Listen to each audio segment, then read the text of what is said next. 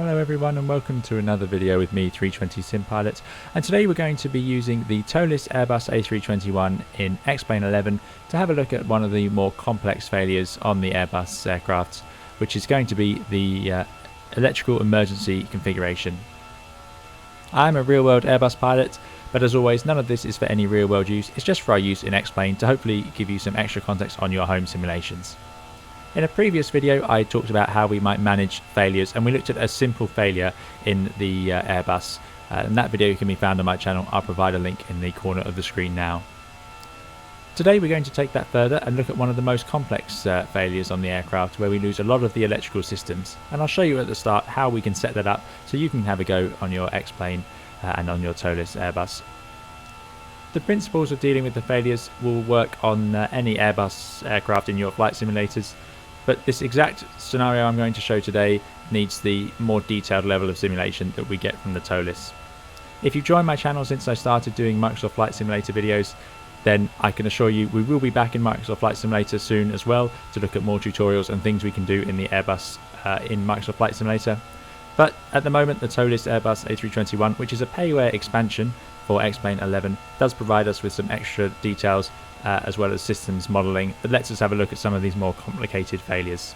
Hopefully it will still be of interest to you, and like I said, there will be more videos to come in the future, and we'll be using both of these simulators as time goes on.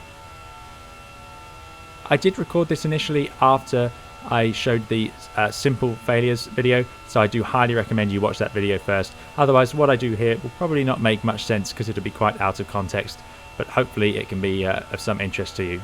Okay, let's get started. Before we begin, I will warn that this video will contain a lot of references to things that I've talked about in previous videos, so it may not all immediately make sense, especially if you're new to the channel or to the Airbus. So I do apologise for that, but hopefully over time, and if you choose to look through the previous videos, it might make a bit more sense.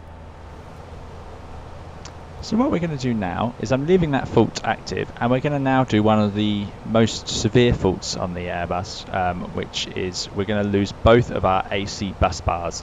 Now a bus bar is simply a way for the electricity to be fed into the aircraft, so I can show you that on this screen. If I bring up the electrical page, here we go. I've got AC1 bus bar, AC2 bus bar being fed by the generators, and they're usually fed independently. Here's the AC essential bus bar, and these are effectively ways to then connect the other electrical systems to them. So if you lose connection or power to a bus bar, you lose the systems that run off of that bus bar. So a nasty situation to be in is if you lose two of your primary AC bus bars. And we're going to have a look at what that might involve in terms of that initial, how do we fly the aircraft. And this is a really extreme example just to show you how important it is and what you might get out of it. Okay, so let's apply that now. That's going to happen in about 60 seconds. As ever, these will all vary depending on what you set up, and you can choose to experiment with different failures, but hopefully you'll see the theme here, which is our careful flying of the aircraft before we go and fiddle with the ECAM. Once we do those ECAM actions down here, we can go and look into the status page. That will tell us what state the aircraft's in, and then we can decide how it's going to impact the approach. And there'll be a few things here that will impact our approach. So that is a standard route through a failure on the Airbus. It's all about not getting focused in on this when you need to actually fly the aircraft.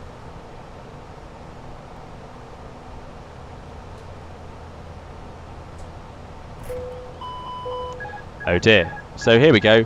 We're getting a lot of noise, a lot of dings, and it's gone all very strange. So I'm doing nothing initially. I'm just holding the airplane as it is. Master warning, so cancel that. That sounds like the autopilot's disengaged. I can see on the PFD no auto thrust, no autopilot. So let's fly this airplane ourselves. So I need to be gentle. The speed is increasing slightly, so what I'm going to do is just bring the thrust back a bit, and then once we're at something sensible, I'm going to reset those flight directors, because I'm not really sure what mode they're doing. They're saying vertical speed. So what I might do, and what I would expect actually the real aircraft in this situation, is you would actually lose your flight directors. So let's turn those off and put the bird on, so I'm flying the aircraft manually, because I don't want to be flying a vertical speed up here. And I'm actually going to level off because I think that's the safest thing to do here. So to do this, I'm going to put the bird on the horizon. I do have videos about the bird for you. So now I've leveled off the aircraft safely, and we're at 30,000 feet. Is there any immediate issue? Well, I've got the thrust under control because we saw we had thrust lock, so I'm using manual thrust. I'm going to keep the speed somewhere around here. We've got no FMAs now because we turned off that vertical speed. I just checked that auto thrust isn't available, neither autopilot is available. But what I can do is give myself a speed target because it's currently showing 98, which is no good at all for us. So let's increase that now. So if I set a safe speed, which I know here, max 7, 6 looks too fast. I'm not sure why. That seems to be a fault with the way the ToLiss is set up actually, but there we go. So let's choose 7.4, which looks like a safe speed, and I'm going to target that speed and fly safely. Okay, so now I've done that, are we safe to carry on in this direction? Well, yes, we're high, we're above the terrain, we're in level flight, and there's no other reason not to. So for now, this seems like a safe place to be. Any sort of talking to air traffic control we need to do? Well, not immediately unless they start giving us instructions. We could tell them that we've got a big issue and that we might need to fly straight and level for a while, and that would be one option. I don't have air traffic control running at the moment, so I'm not going to do that. So here we go, level flight. This has been stabilized. We've got a decelerate message, not of interest to us. Next thing I need to see is, okay, look, I've got amber crosses, so we could overspeed, we could over roll, and we can stall. We are in alternate law. These amber crosses tell me that. We've lost protections. So that is not good, so we need to be very careful with what we're doing here. And you can see that now we're in alternate law, the airplane doesn't fly wings level as easily. I have to keep adjusting it. So let's set that heading onto 010 and fly that. Okay. Right, what are we going to do next? Well, I don't see much else to do really, except consider we've got our speed targets. Yeah, I think it's time to go into the ECAM. So let's confirm that failure. It says elect emergency config.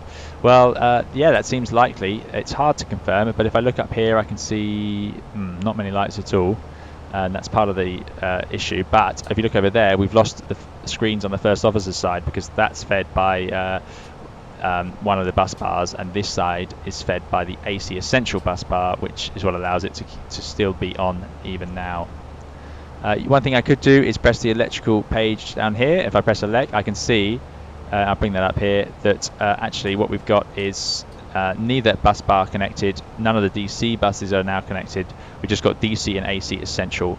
One's being fed by the emergency generator and one by the transformer rectifier Essential. Okay, so there we go. So that does seem sensible that we're in emergency electrical config.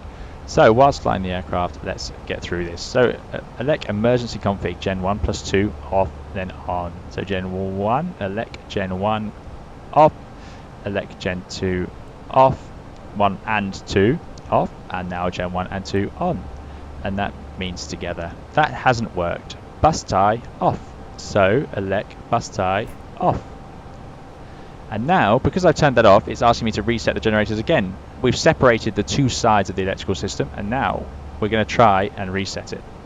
Guys, this isn't a tutorial on this exact config, it's just to show you how long this can be to get through this and why you need to keep focusing on that flying.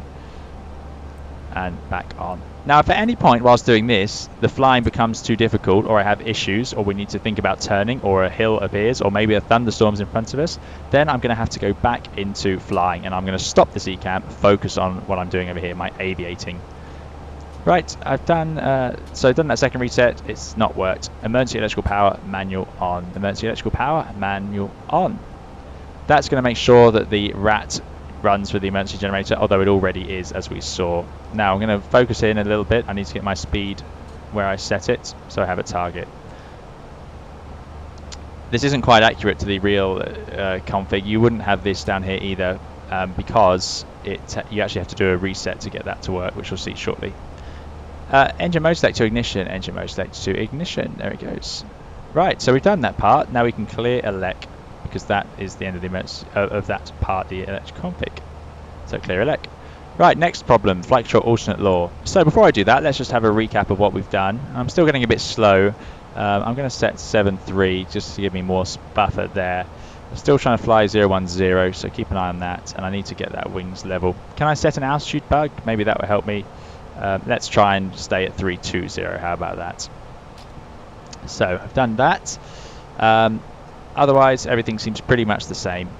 Okay, flight control alternate law. Yeah, we know that. We've got those amber crosses, and it makes sense considering the amount of failures we've had. Maximum speed 320 knots or decimal 77. So that's probably what that's talking about. So we're below that. We're at decimal 73. Speed brake do not use. Well, we're not using it. We will not use it. So can we clear that out? Yeah, we can. time to clear the flight control. So clear flight control. Brakes, anti-skid, nozzle steering full. So once again, has anything changed? Is an autopilot working? No, that's not working. We're still in alternate law. We're still up here. So are we aviating? Yes, we are. Are we navigating? Yeah, we're still safe. And do we need to talk to anyone? No, we don't. Okay, so brakes, anti-skid, nozzle steering full. Max brake pressure 1000 psi.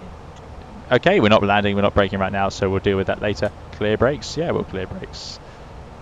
Now it brings up the status pages, so we're going to work through a few of these. So we've got the wheel page. Here we got a nozzle steering fault, we've got anti-skid fault, normal braking fault. Okay, that's fine, so we can clear the wheel page and we can clear the cruise page, and we're on to the status.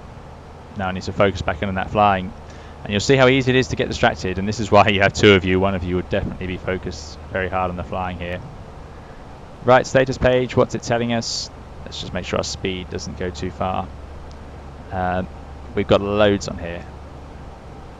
So let's have a look through them. We've got minimum rat speed 140 knots, so we've got to stay above 140 knots for the rats to work. Max brake pressure 1000 psi, well that's for the landing, so we need to apply that. We've got fuel gravity feed. There is a checklist to run to make sure that works. Avoid negative G factor, so we don't want to push the nose down too hard. Landing distance procedure apply. So it means it impacts our landing performance. When alternate law, protection's lost. When landing gear lever down, direct law. IR may be available in AT. That's left over from earlier. Slats and flaps are going to be slow. We're category 1 only. Inoperative systems, flight control protections, ADRs 2 and 3, spoilers 1, 2 and 5, ELAC 2, SEC 2 and 3, IR 2, GPS 2, autopilot 1 and 2, FCU 2, CAT 2, back 2, left tank pumps, right tank pumps, anti-skid, nozzle steering, normal brakes, auto brakes. And is there anything else? In the real aircraft you can actually get to a second page. Sometimes there's a second page. And normally you'd have to hold this button down for this page to appear. But there's nothing else, so we can remove the status page. That is the ECAM actions complete. You can see here we've got a land ASAP red, so this is a serious fault, but we don't want to rush into anything here. So what can we do about this now? Well, we've sorted out the flying. We're still going to do another review of that. So is it looking good? Yeah, still manual flight, still none of the automatics working, but we are stabilized at our speed at flight level 320. So are there some things we should consider doing now? Yeah, absolutely there are. I'm going to think about maybe descending. We're getting near our destination even, but certainly, like I said, we don't want to rush into anything. Then we'll probably swap control. But what we're going to do is just bring up the status page. Let's have a think through. Right, is there anything else we need to do? Well, yes, in this case, we need to come up with an approach speed. We need to run a landing distance procedure. And these are things that you need the Airbus QRH for, which sadly we don't have here today. So this is just an example of how long it can be to deal with this and how you should focus on the aviating first. But some of the things I can see from here, we're going to have a strange approach because we are going to have to fly the approach in alternate law and then direct law when the landing gear lever is down. We're going to have an impacted landing performance because the normal brake system isn't working. Our slats and flaps are slow, so I need to give myself more room on the approach. The anti-skid not working means I need to manage my brake pressure using this little instrument here. Auto brakes aren't working, so obviously manual brakes. So quite a lot, and some of the spoilers aren't working, so definitely increased landing performance. So there you go. There's a little taster of what it might be involved. On the outside, the rat actually comes out of here, but it's not modelled on the ToLiss, sadly. It would be great if it did. It pops out of that little door. You can see it on the engine display, though. If I get rid of the status page, there you go. Rat out. Ram air turbine. Okay. That's all for today's video. Thank you very much for watching. I hope you've enjoyed it and that it gave you some extra information about how we might handle a complex failure on the short-haul Airbus aircraft. It's not a perfect run through of that exact failure. There are some differences that even the ToLiss has compared to the real aircraft, but it is a good representation of the complexity of the initial problem and just highlights how important that aviating is. To those of you who had not seen my livery before, I hope you enjoyed it, and I'll be trying to bring this into Microsoft Flight Simulator as well, so we can truly enjoy the bright colours in both simulators. There'll be more videos to come, including tutorials in both X-Plane and Microsoft Flight Simulator. So thank you very much for watching, and I hope to see you again in another video soon.